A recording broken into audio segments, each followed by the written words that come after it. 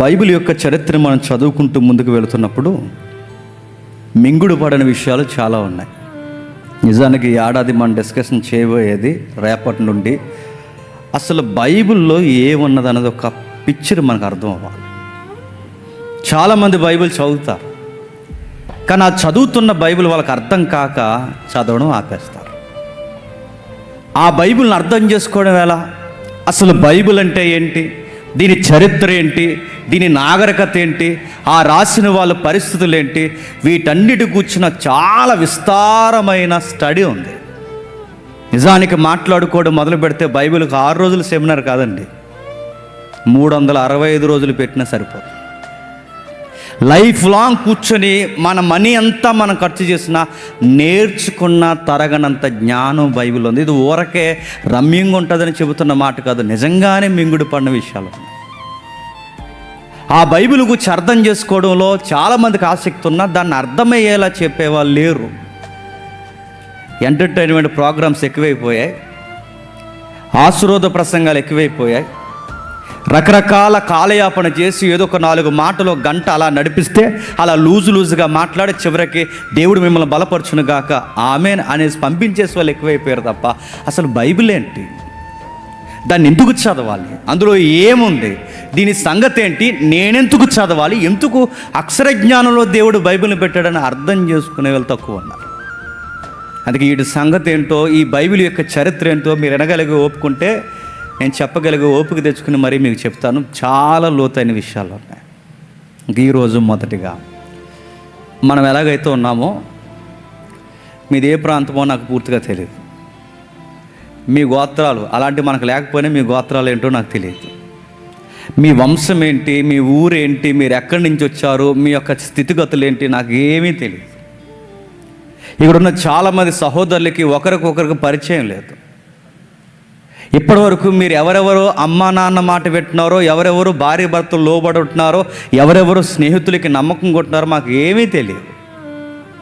కానీ మీరు 6 రోజులు ఉండడానికి వచ్చారు. ఈ 6 రోజులు ఉండాలి అంటే మా రూల్స్ మిమ్మల్ని నడిపించు, మేము పెట్టిన పద్ధతులు మిమ్మల్ని నడిపించు. మరి ఎన్ని ప్రాంతాల నుంచి వచ్చినా, ఎన్ని గ్రామాల నుంచి వచ్చినా, ఎన్ని పట్టణాల నుంచి వచ్చినా ఒక సిస్టమ్ ఉంది బైబిల్లో.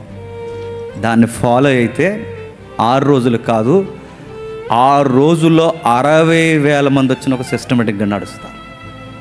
ఏముంది చూద్దాం ఒకసారి.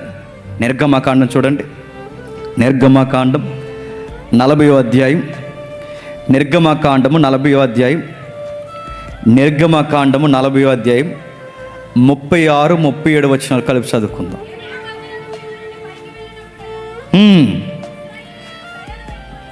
ఇశ్రాయేలీలు ప్రయాణమైపోయే బాగా వినాలి.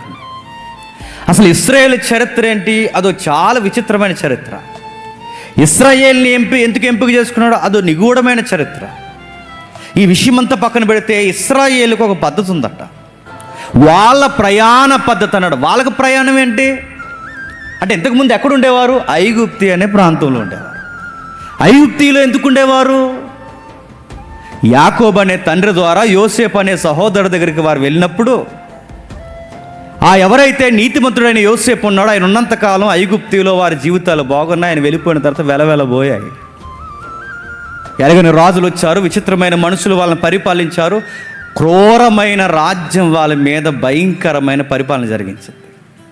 మూలుగాలు ఏడ్చారు, దేవా ఏంటి మా పరిస్థితి అని ఎంత ఏడవాళ్ళని ఏడ్చారు. ఆ ఏడ్చిన ప్రార్థనలకు జవాబు వచ్చింది. పైగా వాళ్ళ పితరులకు ఇచ్చిన మాటను దేవుడు జ్ఞాపకం చేసుకున్నాడు. విడిపించే కార్యక్రమం సిద్ధపరిచాడు. వాళ్ళు విడిపించి బయలుదేరి సరిగ్గా సేనాయి బంజరు భూమికి వచ్చారు. ఆ సేనాయి అనే ప్రాంతం మనకి చాలా గుర్తించవలసిన ఏరియా. అది సేనాయి ప్రాంతంలో ఏం జరిగింది, సేనాయి ప్రాంతంలో ఒక పర్వతం ఉంది. ఆ పర్వతం హోరేబు కొండ. ఆ పర్వతం దేవుని పర్వతం, ఆ పర్వతం దేవుడు దర్శించిన పర్వతం. ఆ పర్వతం ఈ రోజుకి విచిత్రంగా సాక్ష్యంగా అలా ఉండిపోయిన పర్వతం అది. ఆ పర్వతం దగ్గర దేవుడు మోసేతో ఇశ్రాయేలుతో మాట్లాడుతున్నాడు. ఇదిగో ఇన్ని రోజులు వీళ్ళకి పద్ధతి లేదు, ఐగుప్తిలో 430 సంవత్సరాలు ఉన్నారు కనుక వీళ్ళకి ఒక పద్ధతి లేదు. ఇన్ని రోజులు వీళ్ళకంటూ ఒక రాజ్యాంగం లేదు, ఇన్ని రోజులు వీళ్ళకంటూ ఒక స్థితిగతుల్లో, ఇన్ని రోజులు వీళ్ళకి ఒక సిస్టం లేదు. ఇప్పుడు నూతన రాజ్యంలోకి వెళ్ళబోతున్నారు. వీళ్ళని విడిపించాను, నడిపిస్తున్నాను, ఎర్ర సముద్రాన్ని పాయలు చేశాను, మన్నాను గురిపించాను, ఇంకా తీసుకెళ్ళబోతున్నాను. అయితే ఆ భూభాగంలో అడుగు పెట్టే సమయానికి వీళ్ళకి కొన్ని విషయాలు తెలియాలి. ఈ డిస్కషన్ అంతా జరుగుతున్నప్పుడు అది ఒకరోజు ప్రయాణం కాదు, 2 రోజుల ప్రయాణాలు కాదు, సుమారు ఎన్ని రోజుల ప్రయాణం? 40 రోజులు కాదు, 40 సంవత్సరాల ప్రయాణం. ఈ 40 సంవత్సరాల ప్రయాణం చేయాలంటే ఈరోజు వెళ్ళిపోదామంటే కొంచెం మేఘం పట్టిందంటే కుదరదట. ఈరోజు వెళ్ళిపోదామంటే కుదరదంటే దేవుడు వాళ్ళకి చెబుతున్నాడు, వాళ్ళ ప్రయాణం చేయాలంటే ఒక పద్ధతి ఉందట. ఏముంది?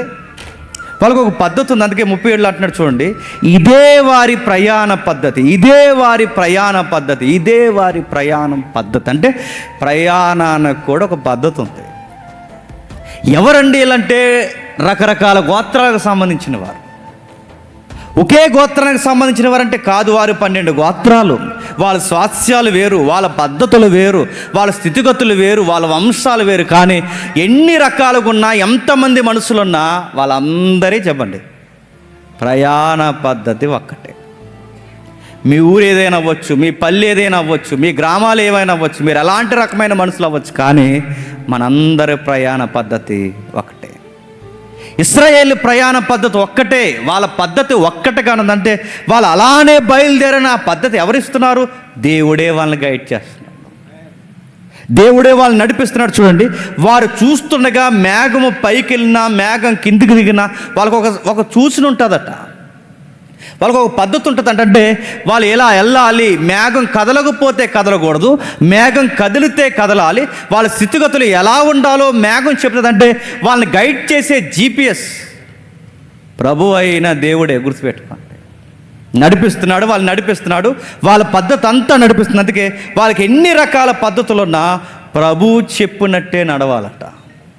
గోత్రాలు వేరైనా, సమాజం వేరైనా, ఎన్ని ప్రాంతాలు వేరైనా, వాళ్ళ టేస్ట్లు, వారి యొక్క డిజైర్స్ ఎన్నున్నా వాళ్ళ యొక్క సిస్టమేటిక్ ప్రయాణం ఒక్కటే, ఒక్కలానే వెళ్ళాలి. ఇశ్రాయేలీని అంత పద్ధతిగా నడిపించాడంటే, ఇశ్రాయేలీని అంత ఖచ్చితంగా నడిపించాడంటే, ఇశ్రాయేలు యొక్క స్థితిగతుల్ని అంత చక్కగా కాపాడి నడిపించాడు అంటే మనకు కూడా సిస్టమ్ ఇచ్చాడు దేవుడు. గుర్తుపెట్టుకోండి, వాళ్ళ ప్రయాణ పద్ధతులు ఎలాగైతే ఒక్కటో, మన ఎన్ని రకాల మనుషులమైనా మన ప్రయాణ పద్ధతి కూడా ఒక్కటే. దీనికి ఇంకా చిహ్నాలు ఉన్నాయా, దీనికి అర్థాలు ఉన్నాయా, దీనికి చూపిస్తున్న ఒక రుజువులు ఏమైనా ఉన్నాయంటే బైబిల్లో ఉన్నాయి. ఒక దర్శనం ఉంది. చూడండి ఒకసారి యెషయా గ్రంథం అందరూ చూడండి, 6వ అధ్యాయం. యెషయా గ్రంథం 6వ అధ్యాయం మొదటి వచనం నుండి. రాజైన ఉజ్జియా మృతి నొందిన సంవత్సరమున అత్యున్నత సింహాసనమందు ప్రభు ఆసీనుడై ఉండగా నేను చూసి తిని, ఆయన చొక్కాయి అంచులు దేవాలయము నిండుకొనెను, ఆయనకి పైగా సరాపులు నిలిచి ఉండిరి,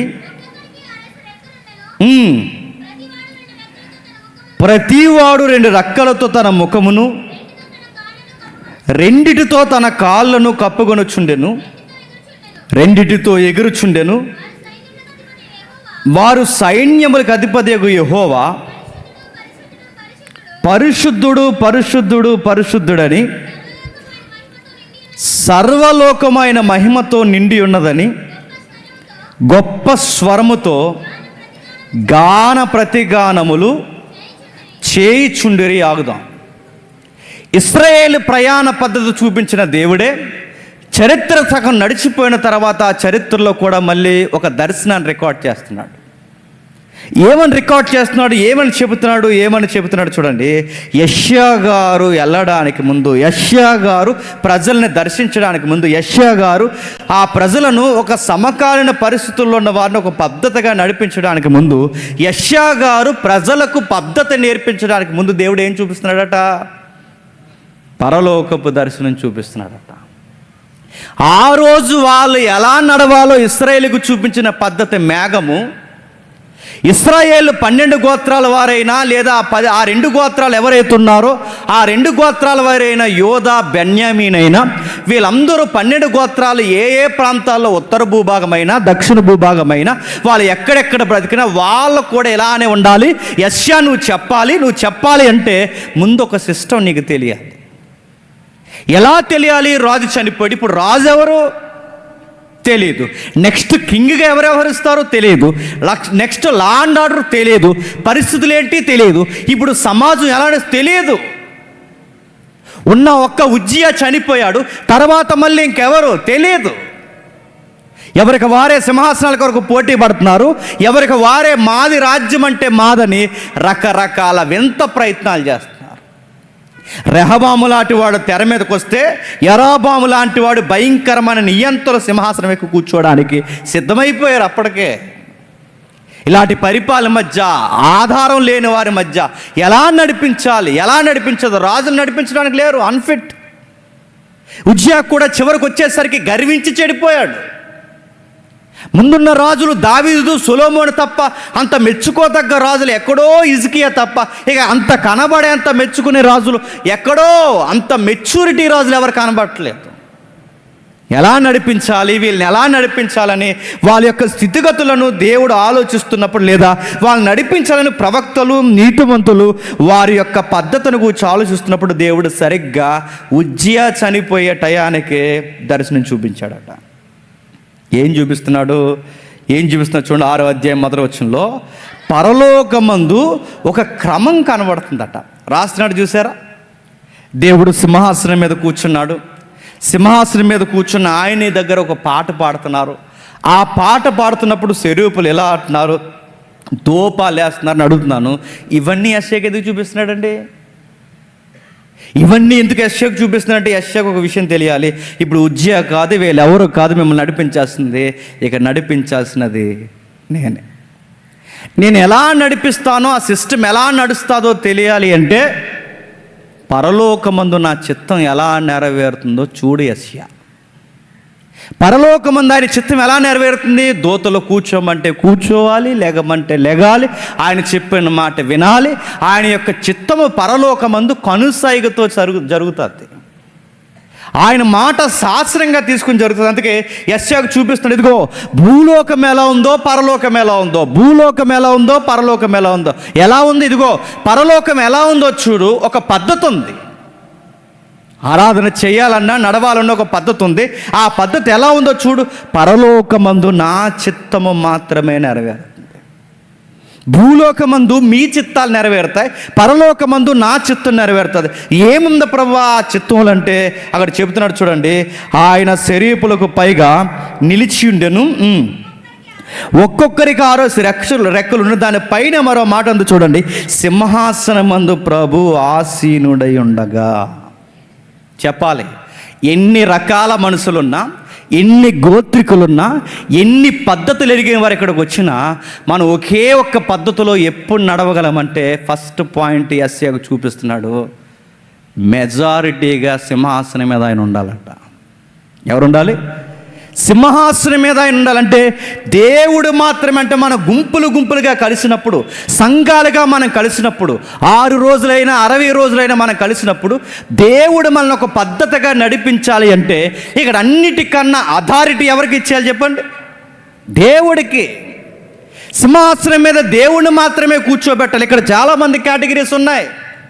ఒక్కొక్క స్పీకర్కి ఒక్కొక్క అధికారం ఇచ్చాము. ఇక్కడ ఇదిగో క్లీనింగ్ సెక్షన్ ఈయన, వాష్రూమ్స్ ఈయన, కుకింగ్ సెక్షన్ ఈయన, రకరకాల అధికారులు ఇచ్చాం. ఇక్కడ అధ్యక్షులు వీరు, నడిపించే వాళ్ళు వీరు, టైం లైన్ సిల్వ అంటే ఒక్కొక్కరికి ఒక్కొక్క అధికారాలు ఉన్నాయి.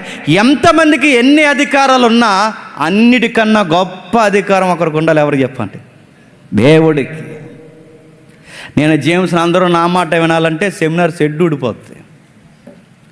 ఇక్కడ నా మాటే జరగాలంటే మళ్ళీ చెప్తున్నాను, కుదరదు. ఇక్కడ ఎన్ని అధికారాలు ఉన్నా, ఎంతమంది మనుషులు ఉన్నా, ఎన్ని రకాల మనుషులు ఉన్నా, ఎన్ని పద్ధతులున్నా, మన పైన ఒక ఆయన ఉన్నాడు. ఆయన మాత్రమే మన పైన కూర్చోవాలి. ఇంకెవడు ఇక్కడ కూర్చోవడానికి వీల్లేదు. లార్డ్లాగా ఎవడో ఫీల్ అవ్వడానికి వీల్లేదు. ప్రభువులాగా వ్యవహరించడానికి ఎవరు వీల్లేదు. మన ప్రభు ఒక్కడే, ఆయన మాత్రమే సింహాసనం మీద ఉండాలి. ఆయన మాత్రమే కొనియాడబడాలి, ఆయన మాత్రమే మనందరికీ శిరస్సుగా ఉండాలి. అందుకే యెషయాకు చూపిస్తున్నాడు, ప్రజలకు క్రమముగా నడవకపోవడానికి కారణం సింహాసనాల మీద వీళ్ళ రాజులు కూర్చుంటున్నారు, వీళ్ళ మనుషులు కూర్చుంటున్నారు, వీళ్ళ సేవకులుగా కూర్చుంటున్నారు, వీళ్ళ కూర్చుని అధికారాల కొరకు వీళ్ళే మగ్గుతున్నారే తప్ప యెషయా నాకు ఇవ్వాల్సిన స్థానాన్ని వీళ్ళు ఇస్తున్నారా, చెప్పాల్సిన స్థానాలు వీళ్ళు చేకూరుస్తున్నారా, జరిగించాల్సిన కార్యం వీళ్ళు జరిగిస్తున్నారా? అందుకే వీళ్ళకి ఒక పద్ధతి లేదు, ఒక విధానం లేదు, వీళ్ళు నడిచే ఒక స్థితిగతులు లేవు. ఎలా పడితే అలా నడుస్తున్నారు, ఎలా పడితే అలా ఉంటున్నారు. ఎందుకంటే వీళ్ళ నా అధికారం కన్నా మనుషుల అధికారానికి ఎక్కువ లోబడుతున్నారు. ఇంకా ఏం చెప్తున్నాడు అదే వచనం మళ్ళీ చదవండి. మొదటి వచనం, రాజైన ఉజ్జియా మృతి పొందిన సంవత్సరమున అత్యున్నత సింహాసనమందు ప్రభు ఆసీనుడై ఉండగా నేను చూసి తిని ఆయన చొక్కాయి అంచులు దేవాలయం నిండుకొని. ప్రశ్న అడుగుతున్నాను చెప్పండి. ఎవరో సింహాసనం మీద కూర్చున్నారట. ఎవరు? దేవుడు సింహాసనం మీద కూర్చున్నాడు. ఆ సింహాసనం మీద కూర్చున్న దేవుడు ఇంతకీ ఎవరు? చాలామంది మనం అనుకుంటాం యెహోవా యెహోవా యెహోవా అనుకుంటాం. కాదు, ఆ సింహాసనం మీద కూర్చున్నది ఎవరు తెలుసా? నజరేయుడైన యేసుడు. నజరేయుడైన యేసుడా? నజరేయుడైన యేసుడే. మీరెలా డిక్లేర్ చేయగలరు? అక్కడ యెహోవా అని ఉందిగా అంటే యెహోవా అనే పేరు ఆయన ఒక్కరికే లేదు. యెహోవా అనే పేరు ముగ్గురికి వర్తిస్తుంది. తండ్రి, కుమార, పరిశుద్ధాత్మ ఏదైతే మనం మాట్లాడుకుంటున్నాం. అందుకే ఇక్కడ యెహోవా అని ప్రస్తావించిన యెషయాయే ఇదే ప్రవచనాన్ని ఎత్తి రాసింది ఎవరో తెలుసా? యేసు ప్రభు రమ్మును ఆనుకున్న యోహాను రాశాడు ఇదే సందర్భాన్ని. ఏమని ఒకసారి చూడండి. యోహాను సువార్త 12వ అధ్యాయం. యోహాను సువార్త 12వ అధ్యాయం. 41వ వచనం నుండి.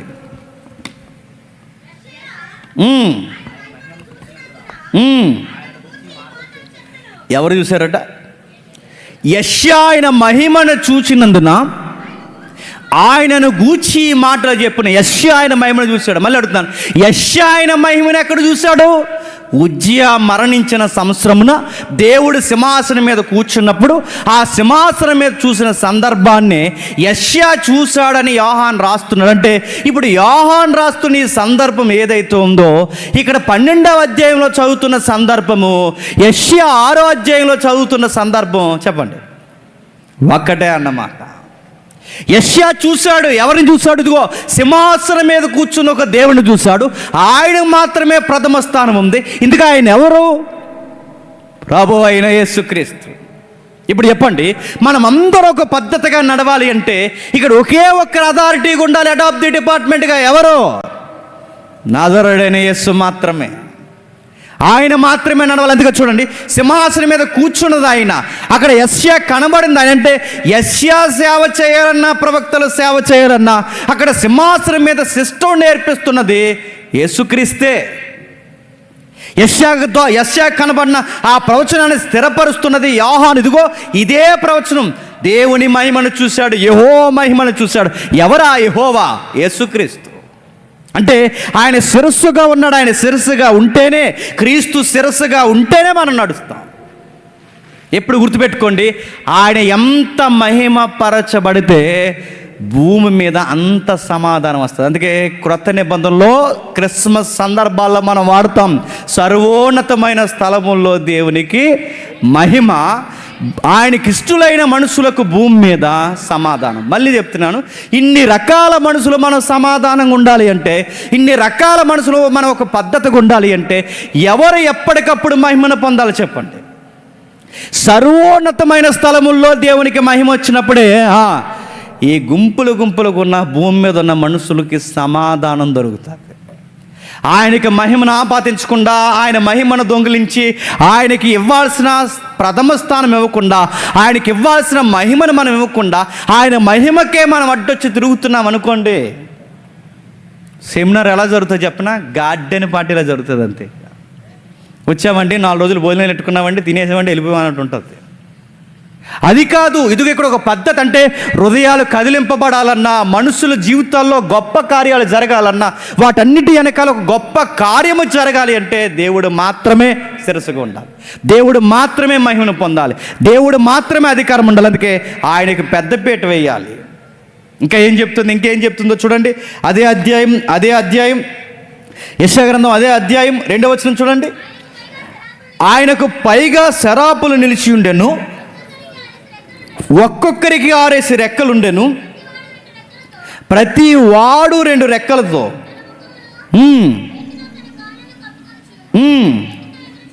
క్షమించండి, అక్కడున్న మాట మొదటి మాట. ఆయన చొక్కాయి అంచులు దేవాలయం నిండుకొని ఉన్నాయట. మొదటి మనం ఏం చూసాం? ఆయన సింహాసనం మీద కూర్చున్నాడు. ఆ సింహాసనం మీద కూర్చున్న ఆయన ఎవరు అని అడిగితే బైబిల్ ఏం చెప్తుంది?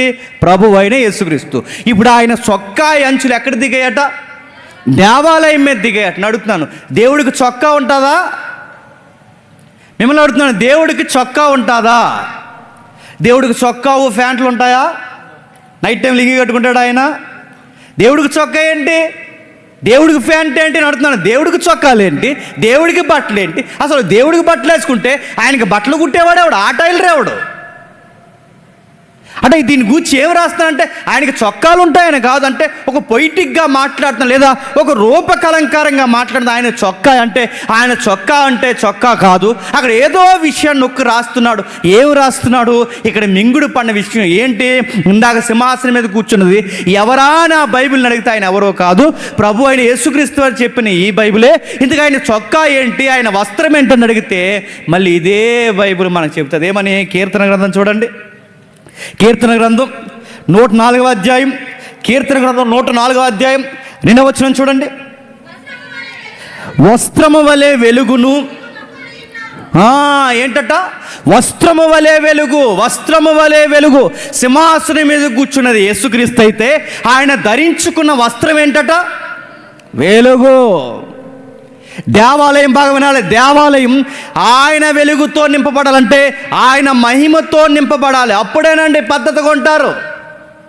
అప్పుడేనండి 100 మంది కాదు, 200 మంది కాదు, 6,000, 7,000, 50 లక్షల మంది ఉన్న, 20 లక్షల మంది ఉన్న ఇశ్రాయేలీలు అంత ఖచ్చితంగా ఎలా నడవగలిగారు? వాళ్ళు నడిపిస్తున్న దేవునికి ప్రథమ స్థానం ఇచ్చినంత కాలం పద్ధతి ఉంది, ఆయనకి ఇవ్వాల్సిన మహిమను ఇచ్చినంత కాలం పద్ధతి ఉంది. ఆయన మహిమను ఎప్పుడైతే దొంగిలించారో చిందరవందరైపోయారు. ఇక్కడ అదే మనకి నేర్పిస్తున్నాడు చూడండి. వస్త్రము అంటే ఆయన వెలుగును వస్త్రముగా ధరించాడు. దేవాలయంలో లేదా ఈ 6 రోజుల్లో లేదా మీ సంఘాల్లో మీ సహవాసాల్లో ఆయన వెలుగే నిండాలి. ఆయన వెలుగుతోనే నడవాలి. ఆయన వెలుగుతో మాత్రమే నడిపబడాలి. కానీ ఈరోజు అలా లేవు సభలో. ఎందుకు వెళ్తున్నారండి అంతమంది? అక్కడికైనా అడిగితే అన్నారట, ఫాగ్ లైట్లు ఆపి ఆన్ చేస్తారండి, బాగుంటాయి అని వెళ్ళారట. అక్కడికి ఎందుకు వెళ్తున్నారండి అంటే మ్యూజిక్ బాగుంటుందని వెళ్తున్నారట. అక్కడికి ఎందుకు వెళ్తున్నారా అంటే రకరకాల విషయాలకు వెళ్తున్నారు. దేవుని వెలిగేది. ఈ మధ్య ఎక్కడ లేనంత ట్రెండ్ మళ్ళీ స్టార్ట్ అయింది. ఎక్కడ లేని ట్రెండ్ ఎప్పుడో ఉండేది తగ్గింది, మళ్ళీ ఇప్పుడు నవతారం స్టార్ట్ చేసింది. ఆ తరం ఈ దరిద్రం ఏంటో తెలుసా? వాళ్ళు స్టార్ట్ చేసింది ఎక్కడ లేని భయంకరమైన డ్యాన్స్ ప్రోగ్రామ్ స్టార్ట్ అయిపోయాయి వర్షిప్ పేరు మీద. ఈ మధ్య ఎక్కువైపోయాయి. మళ్ళీ వాళ్ళు డ్యాన్స్ చేస్తున్నప్పుడు లైట్స్ ఆన్ చేయాలి, లైట్స్ ఆఫ్ చేయాలి. ఆ పొగ కింద నుంచి వదలాలి. అలాగా ఆ పొగ ఎత్తుండాలి, లైట్స్ ఆన్ అవుతుండాలి. ఎగురుతున్నారు. ఎలా ఎగురుతున్నారో చేతులు ఎత్తుతున్నారు, ఇలా కచ్చిపులు తిప్పుతున్నారు, రకరకాలు చూస్తున్నారుగా. పేర్లు అడగండి నన్ను.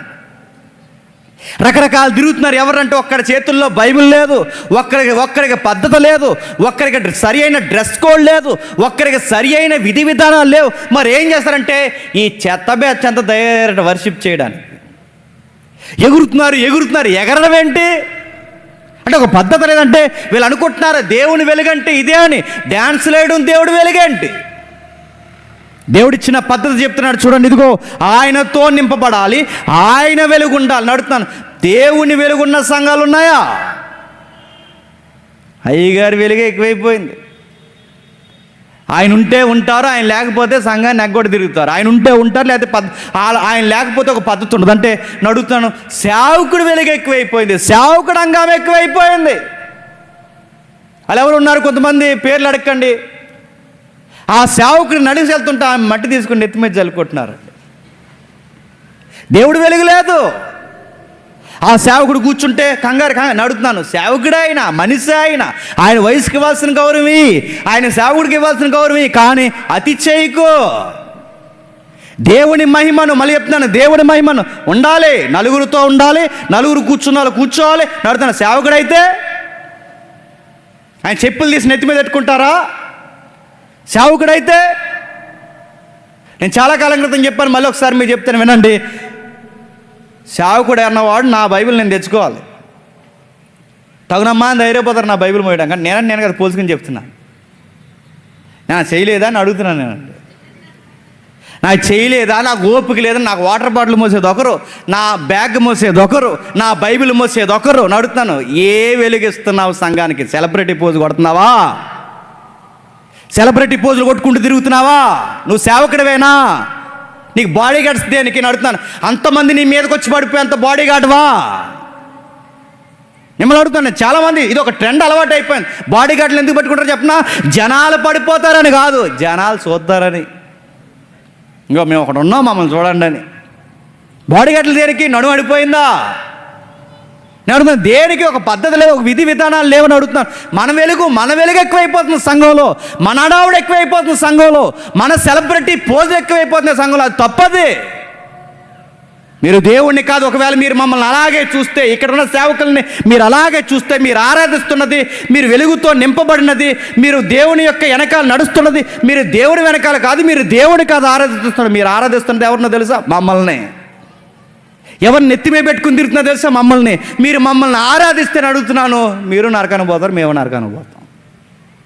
మీరు మమ్మల్ని నెత్తిమే పెట్టుకుంటే మళ్ళీ చెప్తున్నాను, మిమ్మల్ని తొక్కుతాడు దేవుడు, మమ్మల్ని తొక్కుతాడు. గుర్తుపెట్టుకోండి. మీరు మాకు పెద్దపేట వేసినప్పుడు మేమైనా ఖండించాలి, మాకు పెద్దపేట వేస్తున్నప్పుడు మీరైనా ఇది తప్పు అని తెలుసుకోవాలి. ఈ రెండిట్లో ఏది జరగకపోయినా పద్ధతి మిస్ అవుతుంది, తేడా జరుగుతుంది. జరుగుతున్న సభల్లో దేవుని వెలుగు లేదు, జరుగుతున్న సంఘాల్లో దేవుని వెలుగు లేదు. అయ్యగారి వెలుగు ఎక్కువైపోయింది. ఫ్లెక్స్ల మీద ఫోటో వేయించుకోవాలంటే ఎంత భయం వేస్తుందని నిజంగానే చెప్తున్నాను. వాక్యం అర్థమైతే సభకు రాలేమని గుర్తుకు ఫోటో వేయడమే తప్ప, లేకపోతే అడుగుతాను ఆ ఫోటో కూడా వేయడం అడుగుతున్నాను. ఇబ్బందే. కొంతమంది చూస్తుంటే భయం లేదు, ఇది పెళ్లిసూపులకు ఇచ్చినట్టు ఇస్తున్నారు ఫోటోలు. చూస్తున్నారా? కొన్ని చూస్తున్నారా? ఇంటర్నేషనల్ మీటింగ్ మీరు చూస్తున్నారు లేదో? అలా ఆవిడ గారిది, ఆయింది, నెక్స్ట్ ఇంకెవరున్నారు? ఇదంతా అడుగుతున్నా. ఏంటి ఇదంతా? ఎవడ వెలిగిది? ఎవరిని చూపిస్తున్నారు? ఇది మీ పిల్లలను చూపించుకోవడానికి, మీ జాగిలాలను చూపించుకోవడానికి, మీ యొక్క ఏదైతే ఉందో మీ యొక్క హవా చూపించుకోవడానికా? ఎవరిని చూపించడానికి? దేవుడి వెలుగు. ఒక అడ్రస్ కొరకు ఫోటో వేస్తామంటే అనుకోవచ్చు. నేను అడుగుతున్నాను, రాజకీయ నాయకుడివా? దేవుడిని చూపిస్తున్నాను. దేవుడు చూపించే వాళ్ళు లేరు. వాళ్ళ ఫోజులు కొట్టే వాళ్ళు ఎక్కువైపోయారు, వాళ్ళ నెత్తి మీద పెట్టుకునే వాళ్ళు ఎక్కువైపోయారు. ఇలాగేమనంటే ఈ మధ్యకాలంలో మళ్ళీ ఫ్యాన్స్, రకరకాల రీల్స్ చేయండి రా, ఆ జేమ్స్ గడిలు అందరూ ఎక్కువ చేస్తున్నారు, ఏమో చేయండి రా అన్నారు. చెయ్యండి అడుగుతాం. మీ మక్కలు ఇరగొట్టడానికి దేవుడు రెడీ అవుతాడు, గుర్తుపెట్టుకోండి. ఆ పాస్టర్ గారు ఎవరో ఉన్నారు, నేను చెప్తాను నెక్స్ట్ డే ఎప్పుడో. ఆ పాస్టర్ గారు కొంచెం ఖండించాడు.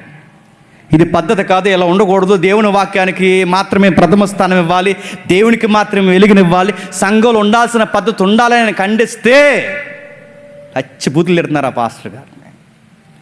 అనరాని మాట్లాడినట్టున్నారు. ఇదిగో ఇలా ఉండాలి, ఇలా ఉండకూడదని చెప్పినందుకు ఎన్ని మాట్లాడాలో అన్ని మాటలని ఆయన చాలా బాధ గురించి క్షమాపణ చెప్పించేశారండి ఆయనతో. ఒకప్పుడు వాక్యం చెబితేనట, నిజమే అలా లేము, తప్పు అయింది, పాస్టర్ గారు ఈరోజు నేరుగా మాతోనే మాట్లాడారు, దేవుని వాక్యం నేరుగా మమ్మల్నే గుచ్చిందని పశ్చాత్తాపడే ప్రజలు ఉండేవారండి. కామెంట్ చూశాను, భలే రాశాడు ఆయన ఎవరో కానీ. ఇప్పుడు ప్రజలు అలా చెప్పినా, ఏదైనా గద్దించిన వాక్యం చెప్తే ఈ మధ్యకాలంలో పద్ధతి మా మనోభావాలు దెబ్బతిన్నాయి అంటున్నారు. ఏంటట మనోభావాలు? ఈ పదం ఎక్కడ వినేవాళ్ళం? రాజకీయంలో. ఈ పదం ఎక్కడో సొసైటీలో వినేవాళ్ళం. ఈ మధ్యకాలంలో ఏదన్నా గట్టిగా ఖండించే మెసేజ్ చెప్తే లేవట చెప్పరా? మా మనోభావాలు దెబ్బతిన్నాయి, మీరు క్షమాపణ చెప్తారా? చెప్పరా? చెప్పం అని అడుగుతున్నాను. చెప్పం నేను దిక్కున్న కాడ చెప్పుకొని అడుగుతున్నాను. చెప్పం. దేవుడు సేవకుడు ఉన్నది ఎవరు తెలుసా? దేవుడు సేవకుడు ఖండిస్తాడు, గద్దిస్తాడు. నీ ఇచ్చే పదవంతు కాదు, నీ ఇచ్చే డబ్బు కాదు, మీ యొక్క టాలెంట్ కాదు, మీ వరాలు కాదు, నీ బతుకు కావాలని అడుగుతాడు సేవకుడు. ఆయన దేవుడు నిలబెట్టింది అందుకు. ఆయన దేవుడు నిలబెట్టి వాడుకుంటున్నా అడగొద్ది అంటే అడుగుతాడు. పద్ధతి లేకపోతే పద్ధతి నేర్పిస్తాడు. ఇలా ఉండాలని కొన్ని మాటలు చెబుతాడు, ఇలా పాడాలని కొన్ని మాటలు చెబుతాడు, ఇలా ప్రసంగం చెప్పాలని చెబుతాడు, ఇది ఇలాంటి డ్రెస్ వేసుకోవాలని చెబుతాడు. ఒక్కటేంటి ప్రతీదీ చెబుతాడు. మనోభావాలు అయితే పో బజార్లో తిరిగి నిన్నెవడు రమ్మన్నాడు సంఘానికి, పో బయటికి పో సంతలో ఉండాలి, నిన్నెవడు రమ్మన్నాడు సంఘానికి. మనోభావాలు ఉండవు. అన్ని భావాలు కప్పెట్టుకొని అన్ని అహంకారాలు తగ్గించుకొని ప్రతిరోజు సిలువెత్తుకున్నవాడే సంఘంలో ఉండాలి.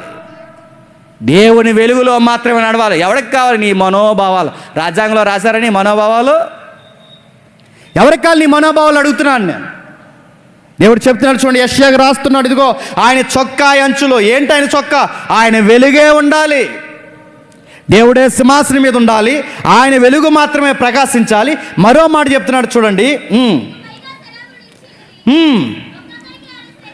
ఒక్కొక్కరికి 6 రెక్కలుండెను, ప్రతి వాడు 2 రెక్కలతో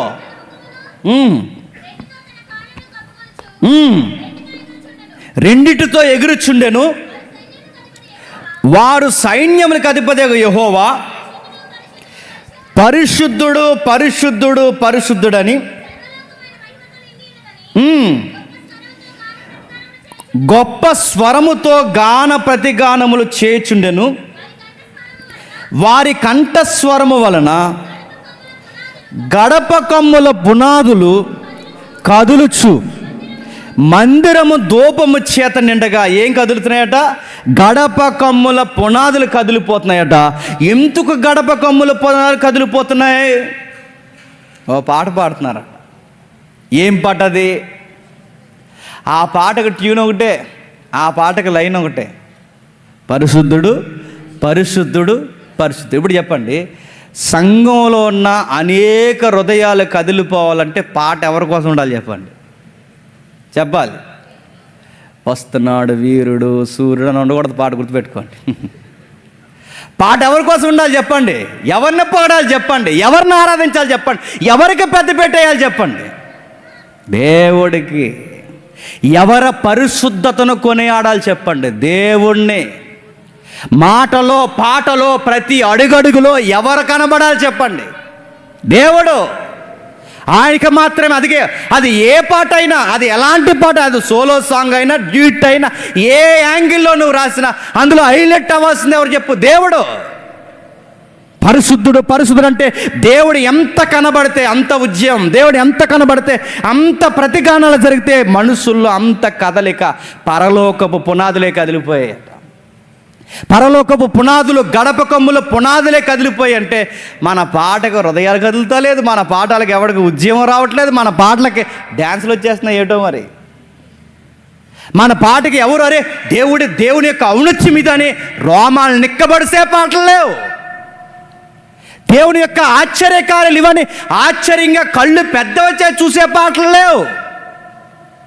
మలేడు సాంగ్లు ఆడుతున్నాను ఈ మధ్యకాలంలో చూసే లేదో, ఆ సాంగ్స్ కొన్ని నాటలు చూస్తుంటే మ్యూజిక్ ఎక్కువ పాట తక్కువ. వర్షిప్ అంటే ఈ మధ్యకాలంలో స్టైల్ ఏంటి చెప్పినా ఎక్కువ మ్యూజిక్ కొట్టేయాలి. దడ దడ దడ దడ దడ దడ దడ దడ కొట్టేసిన తర్వాత అక్కడికి వెళ్తాను, ఇంకో కొట్టు అంటే ఆ కొట్టలాగా అక్కడికి కీబోర్డ్ ఇస్తాడు కొట్టుకో అని. వర్షిప్ అంటే గుర్తుపెట్టుకోండి, వర్షిప్ అంటే స్పీడ్గా మ్యూజిక్ కొట్టడం కాదు. వర్షిప్ అంటే రకరకాలు కాదు. వర్షిప్ అంటే చెప్పిన అన్ని ఆరాధన పాటలు కాదు, అన్నీ ఒకే పాటలు కాదు, అన్నీ దేవుని మహిమపరిచే కాదు. అన్ని పాటలే, కానీ అన్ని పాటలు దేవుడు మెచ్చే పాటలు కాదు. దేవుడు మెచ్చే పాట ఏంటో తెలుసా? ఆయన మాత్రమే పరిశుద్ధుడని కొని ఆడే పాట దేవుడు మెచ్చిన పాట.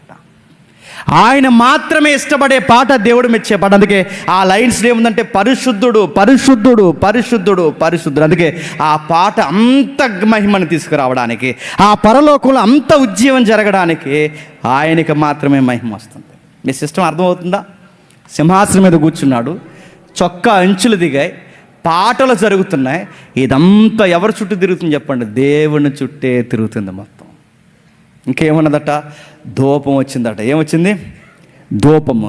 ఏం జరుగుతుంది? ధూపం. అక్కడ చదవండి, అక్కడ ఒకసారి 4వ వచనం. వారి కంఠస్వరము వలన గడప కమ్ముల పునాదులు కదులుచు మందిరము దోమము చేత నిండగా అయ్యో, నేను అపవిత్రమైన పెదవులు గలవాడును, నేను అపవిత్రమైన పెదవులు గల జనుల మధ్య నివసించువాడును, నేను నశించి నాగుతాం. గడప కమ్ముల పునాదులు, మందిర ఆవరణము కదిలిపోవడానికి కారణం చెప్తున్నాడు చూడండి, ధూపం వేశారట.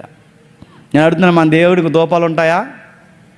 మన దేవుడికి నిజంగానే ధూపాలు ఉంటే మనం కూడా మార్కెట్కి వెళ్ళి ఏం చేద్దామండి?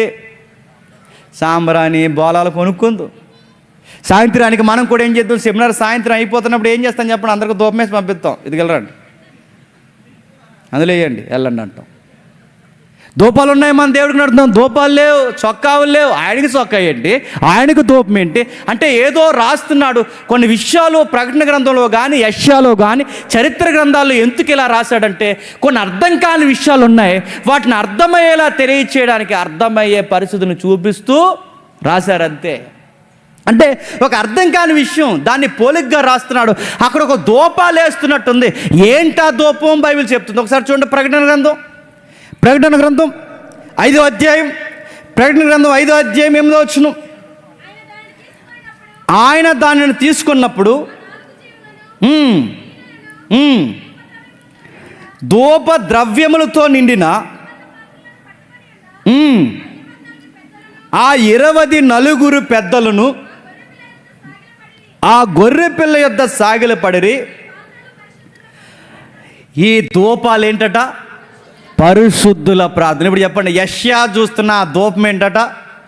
పరిశుద్ధ ప్రార్థనలు. యెషయా చూస్తున్న చొక్కా ఏంటట? దేవుని యొక్క వెలుగు. సింహాసనం మీద ఎవరు కూర్చున్నారట? దేవుడు. అంటే ఎక్కడ మీరు చూడండి దేవుని చుట్టే తిరుగుతుందంటే వారు చేసిన ధూపాలకి లేదా వారు వేసిన ధూపాలకి గడప కమ్ముల పునాదులు. అరే ధూపాలంటే ఏంటని బైబిల్ అడిగితే ప్రార్థనలు. ధూపంతో నిండిపోయిందంటే ఈరోజు అడుగుతున్నాను, సంఘాలు సభలో ప్రార్థనలతో నిండుతున్నాయా? ప్రార్థనలతో నిండేంత సంఘాలు ఉన్నాయా? ఎలా నిండిపోయినాయి తెలుసు? సంఘాలు ప్రజలతో నిండిపోయాయి, ఆచారాలతో నిండిపోయాయి. ఇంకా ఎలా నిండిపోయాయి? మ్యూజికల్తో నిండిపోయాయి, ఎంటర్టైన్మెంట్తో నిండిపోయాయి. ఈ మధ్య ఎక్కలేనంత సీరియల్ యాక్టింగ్లు వస్తున్నాయి చూసారు ఎదుగు మీదకి. చెప్పండి, మీరు యేసుప్రభులోకి వచ్చిన తర్వాత ఎలా ఎదిగారు? అలా నిండిపోయాయి. అంతకుముందు మేము పాకలు ఉండేవాళ్ళం అండి, ఇప్పుడు దేవుని దయ వల్ల 3 అంతస్తులు బిల్డింగ్ కట్టామండి, ఇదో ఇలా నిండిపోయాయి. ప్రార్థనతో నిండిపోయిన సంఘాలే ఉన్నాయి, సాక్ష్యాలతో నిండిపోయాయి, పాటలతో నిండిపోయాయి, ఆచారాలతో నిండిపోయాయి. నడుతున్నాను, మందిరంలో ధూపం చేత అంటే ప్రార్థన చేత నిండిపోయాయి. ప్రార్థనతో ఈ సంఘానికి ప్రార్థన భారం ఎక్కువండి, ఈ సంఘం ప్రార్థన మీద ఎక్కువ ఆనుకుంటుందని ప్రార్థన చేసే సంఘాలే. ఒకప్పుడు ఆల్ నైట్ ప్రేయర్స్ అనేవారు ఉన్నాయా? నైట్ లేట్ అయితే ఎర్రగా చూస్తున్నారు మన వైపు. పద్ధతి లేదు అసలు మనకు అంటున్నారు. ఒకప్పుడు నైట్ అంతా చేసేవారు ప్రార్థనలు, రాత్రంతా చేసేవారు ప్రార్థనలు, గాన ప్రతిగానాలు చేసినట్టు, ధూపాలు వేసినట్టు ప్రార్థన చేసేవారు. ఇప్పుడు ఒక గంట వాక్యమే లేకపోతున్నారు, 2 నిమిషాలు ప్రార్థన చేయగలుగుతారా? సంఘాలు వెలవెలపోవడానికి, సంఘాలకి ఒక పద్ధతి లేకపోవడానికి కారణం మళ్ళీ చెప్తున్నాను, దేవునికి ఇవ్వాల్సిన స్థానం దేవుడికి ఇవ్వట్లేదు. ఆయన వెలుగు చేత సంఘాలు నింపబడట్లేదు. 3వది ఆ ధూపము చేత సంఘము, ప్రార్థన చేత సంఘాలు నడుస్తారు. అందుకే పద్ధతి పోయింది. ఇదంతా జరిగితే ఏం జరుగుద్ది? మళ్ళీ చెప్తున్నాను, దేవుడికి పెద్ద పెట్టేసి దేవుని వెలుగుకు మాత్రమే ప్రథమ స్థానం ఇచ్చి దేవుడికి మాత్రమే ప్రార్థన చేస్తూ మనం నడిస్తే ఏమవుతుందంటే జనాల కదులు చడుగుతారట. ఏమని తెలుసా? ప్రభువా, ఈ సమాజాన్ని కాపాడడానికి నన్ను నిలమంటావా అని అడుగుతారట. ఈ 3-4 పద్ధతులు జరిగిన తర్వాత ఒక వ్యక్తి స్పందించాడు అక్కడ. ఎవరైనా యెషయా ఏమైనా స్పందిస్తున్నాడు? ఇదిగో దేవుడు సింహాసనం మీద ఉంటే, దేవుని వెలుగు నింపబడితే, ధూపవేదికల చేత నింపబడితే అప్పుడు ఒక పద్ధతి బయటకు వచ్చింది. ఆ పద్ధతి ఏంటి? నేను వెళతాను ప్రభు అంటే ఒక సిస్టమ్ ఎప్పుడైతే ఇలా నడుస్తాదో కొత్త వ్యక్తులు కథలు వస్తారు, ఉన్న వ్యక్తులు కదిలింపబడతారు. మమ్మల్ని ఏం చేయమంటావో దేవాన్ని నోరి పడుగుతారు హృదయాలు చింపుకొని. సెమినార్కి వస్తున్నారు వెళుతున్నారు, మీటింగ్స్కి వస్తున్నారు వెళుతున్నారు, సంఘాలకు వస్తున్నారు వెళుతున్నారు, వ్యక్తులుగా ప్రార్థనకు వస్తున్నారు వెళుతున్నారు. కానీ ఎందుకు పట్టబడలేకపోతున్నారంటే దేవునికి మహిమ ఇవ్వట్లేదు, దేవుని వెలుగునివ్వట్లేదు, ప్రార్థనా జీవితాలు లేవు. ఎప్పుడైతే ఈ పద్ధతి ఫాలో అవరో మనుషుల నోటంటే ఏం రావో తెలుసా? దేవా, మమ్మల్ని ఏం చేయమంటే ఈ రాత్రి నువ్వు మాట్లాడవని అడిగేవాళ్ళు లేరు. యెషయా అడిగాడు, ఏమని అడిగాడు చూడండి, ముగిద్దాం. యెషయా అడుగుతున్నాడు చూడండి ఒకసారి 5వ వచనంలో, అయ్యో నేను అపవిత్రమైన పెదవులు గలవాడును, అపవిత్రమైన పెదవులు గల జనుల మధ్య నేను నివసించేవాడును. నేను అడుగుతాను, ఏం చెప్పాడండి? ఏమైనా మెసేజ్ విన్నాడు ఇక్కడ యెషయా? ఏదన్నా దేవుడు ప్రసంగం చెప్పాడు ఇక్కడ? ఏదన్నా వాక్యం ఇక్కడ మాట్లాడి? ఏమీ లేదండి. దేవుని స్థానం దేవునికి ఇచ్చి, దేవుని మహిమను దేవునికి ఇచ్చి, దేవుణ్ణి మాత్రమే పరిశుద్ధుడు అని కొనియాడితే, ఇలా ఎప్పుడైతే ఒక పద్ధతి జరుగుతుందో విన్నవారు చూసిన వారు ఏమంటారట? మేము పాపాత్ములను ఒప్పుకుంటారట. ఈ సెమినార్కి ఎవరైనా కొత్త వాళ్ళు వస్తే మన పద్ధతులు, మన విధి విధానాలు, మనం దేవుని ఆరాధించే విధానం, దేవుడికి ఇచ్చే స్థానం, ఇవన్నీ కొత్త వాళ్ళు చూసినప్పుడు ఏమన్నా తెలుసా? ఈ సహవాసంలోకి వచ్చినప్పుడు, ఈ పరిశుద్ధుల మధ్య నీ సన్నిధిలో మేము పాపాత్మను ప్రభువాన్ని ఒప్పుకోవాలి. అందుకే ఈ 6 రోజులు మళ్ళీ చెప్తున్నాను, ఎవరిని పొగడకండి. ఈ 6 రోజులు మళ్ళీ చెప్తున్నాను, ఏ వెలుగును నింపకండి. ఈ 6 రోజులు బయట వ్యక్తుల యొక్క వ్యామోహాలన్నీ పూర్తిగా విడిచిపెట్టండి. కొత్త వ్యక్తులు, పాపాత్ములు, పాపాలు ఒప్పుకొని వారు నూతనమైన మారు మనసు పొంది రాజ్యంలో కట్టబడాలి అంటే మనకెళ్ళి ఒక పద్ధతి ఎప్పుడైతే చూస్తారో వాళ్ళు కదిలింపబడతారండి. ఎంతమంది ఉన్నారు ఇంకా బాప్టిజాలు తీసుకోవాల్సిన వాళ్ళు నాకు తెలియదు. ఎంతమంది కొత్త వాళ్ళు రాబోతున్నారు నాకు తెలియదు. వాళ్ళని ఎలా మారుస్తాం అంటే దేవునికి ఇవ్వాల్సిన మహిమ దేవునికి ఇచ్చేయాలి. దేవుని వెలుగుని మాత్రమే మనం బోధించాలి. దేవుని మాత్రమే కొనియాడాలి. దేవునికి మాత్రమే ప్రథమ స్థానం ఇవ్వాలి. దేవుని యొక్క కనుసన్నల్లో ప్రార్థనాపూర్వకంగా ఎప్పుడైతే 6 రోజులు గడుపుతామో, 300 రోజులు బయట గడిపొచ్చినాడు, 350 రోజులు, 360 రోజులు బయట గడిపొచ్చినాడు. ఆ లోపలికి 6 రోజులు ఉండడానికి వస్తున్నాడు. చూసారా? వాడికి అర్థమవుద్ది, ఈ బతుకు వేరు, బయట బతుకు వేరురా. ఈ 6 రోజులు వాడికి అర్థమవుద్ది, బతికితే ఎలా బ్రతకాలరా వాడికి అర్థం అవ్వాలి. ఆ చలనం ఎప్పుడు వస్తుందంటే దేవునికి ఇవ్వాల్సిన సింహాసనం దేవునికి ఇచ్చేయాలి, దేవుడికి ఇవ్వాల్సిన మహిమను దేవునికి ఇచ్చేయాలి, దేవుడికి మాత్రమే ప్రార్థన చేయాలి. ఇది ప్రయాణ పద్ధతి.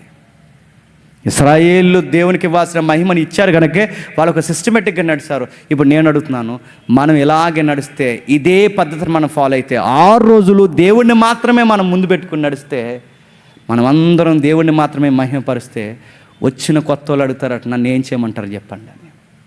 యెషయా అన్నాడట, ఇన్ని రోజులు భక్తుడు అనుకున్నాను, ఇన్ని రోజులు పవిత్రమైన వాడిని అనుకున్నాను, ఇన్ని రోజులు నాకన్నా నీతిమంతుడు లేడు అనుకున్నాను. ప్రభువా, నీ విధి విధానాలు పరలోకమందు చూసినప్పుడు నాకు అర్థమవుతుంది నేను పాపాత్ముడని. ఇప్పుడు ఆ పరలోకపు దర్శనం ఎప్పుడైతే భూమి మీద దిగుతుందో, సేమ్ బాగా వినండి, యెషయా చూసినట్టుగానే ఇక్కడ కూడా జరుగుతుంది. అంటే యెషయా చూసినట్టంటే యెషయా యేసుక్రీస్తు వారిని చూశారు. యెషయా సింహాసనం మీద ప్రభు అయిన యేసుక్రీస్తు వారు కూర్చున్నాడు చూశాడు. ఇప్పుడు మనం అందరం ఎవరికి పెద్దపీట వేయాలి చెప్పండి? యేసుక్రీస్తుకి. మనం ఎవరిని హైలైట్ చేయాలి చెప్పండి? యేసుక్రీస్తు వారిని. మనం ఎవరి ఎలుగుల్లో నడవాలి చెప్పండి? యేసుక్రీస్తు వారిని. మనం ఎవరికి ప్రార్థన చేయాలి చెప్పండి? యేసుక్రీస్తు వారి ద్వారా. ఎప్పుడైతే ఇవన్నీ మనం చేస్తామో వచ్చిన వాడికి అటు ఉద్యమం వస్తుందట, వాడికి అర్థమవుద్దట, దేవా ఈ మహిమ, నీ ఔన్నత్యము, నీ గొప్పతనం, నీ పరిశుద్ధత చూసినప్పుడు నాకు అర్థమవుతుంది, ఈ సెమినార్లో అందరి వల్ల నేను ఉండలేకపోయాను, నేను పాపాత్మని ప్రభు అని బాప్టిజం తీసుకుని ఇంటికి వెళ్తాడట. అందుకే పద్ధతులు పాటిద్దాం. ఇంకేముంది ఒక్కసారి చూడండి, అపోస్తుల కార్యములు ముగించేద్దాం. అపోస్తుల కార్యములు 22వ అధ్యాయం 10వ వచనం చూడండి. అపోస్తుల కార్యములు, ప్రభువా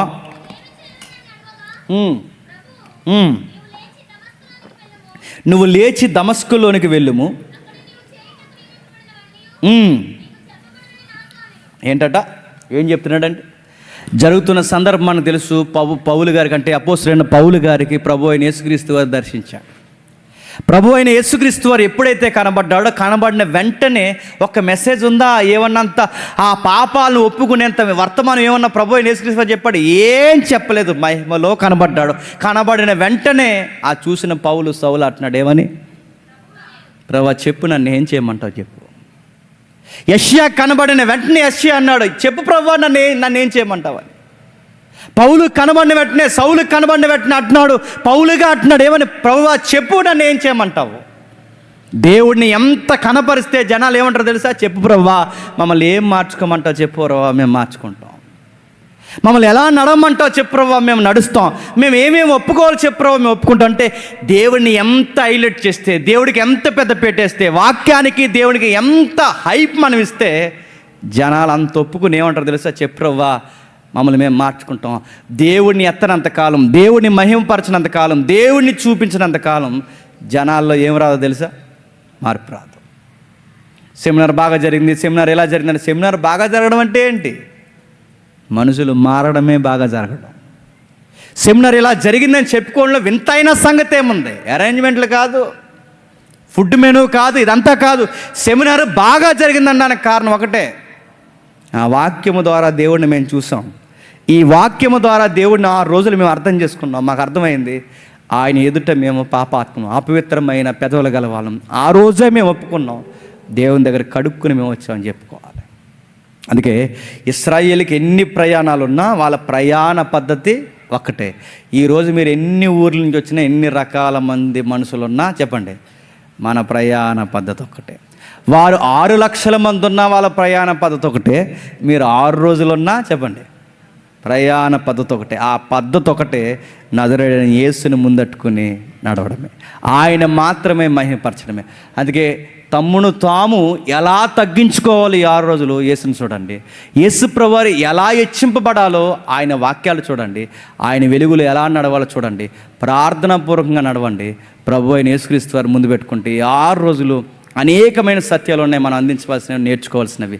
మనకి మింగుడు పడిన సంగతులు దాక్కుని ఉన్నాయి బైబిల్లో. వాటన్నిటిని మనం ధ్యానించబోతున్నాం, వాటన్నిటి గురించి మనం ఆనందించబోతున్నాం. ఇంకా ఆశ్చర్యకరమైన ఆనందకరమైన సంగతి, ఈ వాక్యాన్ని పాటలుగా మలిసిన కొన్ని పాటలు ఉన్నాయి ఈ సెమినార్లో. నిజానికి ప్రతి ఏడాది ఒక పాట రిలీజ్ చేసేవాళ్ళం. ఈ ఏడాది మన DC నుంచి 2 సాంగ్స్ వస్తే, డాక్టర్ గారు ఇంకొక ఆయన ఉన్నాడు, అందరూ కలిసి ఇంచుమించు ఒక 3-4 సాంగ్స్ రాబోతున్నాయి. అన్ని సాంగ్స్ మీరు ఎంజాయ్ చేస్తారు. కారణం ఏంటి చెప్పిన? ఆ సాంగ్స్లో కూడా సాంగ్ ఎండ్ అయ్యే సమయానికి ఎవరు హైలైట్ అవుతారో తెలుసా? ప్రభు అయిన యేసుక్రీస్తు.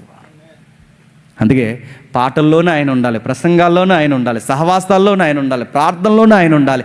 ఆయన ఎంత హెచ్చింపబడితే ఈ భూమి మీద మనకి చెప్పండి అంత సమాధానం కలుగుతుంది. దేవుడు మిమ్మల్ని దీవించును గాక. ప్రార్థన చేసుకుంటాం. జాగ్రత్త, చెప్పిన ప్రకటనలు ఎవరు మర్చిపోవద్దు. ప్రకటనలు పాటిస్తూ టైంని ఖచ్చితంగా మెయింటైన్ చేయండి. ప్రార్థన చేసుకుందాం. ప్రేమగల తండ్రి, కృపగల దేవ తండ్రి, విలువైన సంగతులు మాకు అందించారు తండ్రి. మొదటి రోజు తండ్రి అందరు వక్తల నోట తండ్రి కావాల్సిన ప్రారంభపు పలుకులు మాతో మాట్లాడారు. ఎన్నో సంగతులు ఉన్నాయి, మాతో ధారాళంగా మాట్లాడండి. మా చెవులకి, మా హృదయాలకి తండ్రి హత్తుకునే సంగతులు తండ్రి మమ్మల్ని సిద్ధపరిచి తండ్రి మా నోట మీరు వినిపించండి. అండ్ అన్ని రకాల మనుషులుగా మేము ఉన్న మా పద్ధతి ఒకటే, మీరు చెప్పినట్టే మేము నడవాలి, మీరు చెప్పినట్టే తండ్రి మేము మాట్లాడాలి. ఇవన్నీ తండ్రి మాకు సమాధానకరంగా జరగాలంటే, మమ్మల్ని మేము గొప్ప చేసుకుంటే తండ్రి ఒకరి మధ్య ఒకరు గొడవలు వస్తాయి. మేము మహిమను తండ్రి దొంగిలించే ప్రయత్నాలు చేస్తే మిగిలిన వారికి తండ్రి అసూయ వస్తుంది. అందుకే తండ్రి మేము ఎవరం గొప్పవారం కాదు, మేము ఎవరం సింహాసనాల మీద కూర్చోవలసిన వారం కాదు. మీరు మీ కుమారుడు మాత్రమే మహిమను పొందాలి. మిమ్మల్ని మేము ఎంత హెచ్చిస్తే మాకంత సమాధానకరమైన వాతావరణం. మిమ్మల్ని ఎంత తండ్రి మేము ముందు పట్టుకుని నడిస్తే మా జీవితాలకు అన్ని మేలుకరమైన సంగతులు తండ్రి. మొదటి వర్తమానాలు మాతో మాట్లాడారు, మిగిలిన కార్యాన్ని కూడా తండ్రి మీరే జరిగించి మర్యాదగా క్రమంగా తండ్రి మహిమను పొందుతారని కోరుతూ మమ్మల్ని అందరినీ తండ్రి 6 రోజులు తండ్రి మీ వాక్యం చేత బలపరిచి లోకాన్ని పూర్తిగా మర్చిపోయేంత తండ్రి అనేకమైన సంగతులు మీ ఆత్మ ద్వారా మాతో మాట్లాడతారని కోరుతూ క్రీస్తు నామమున ప్రార్థన సమర్పిస్తున్నాం తండ్రి. ఆమేన్, ఆమేన్.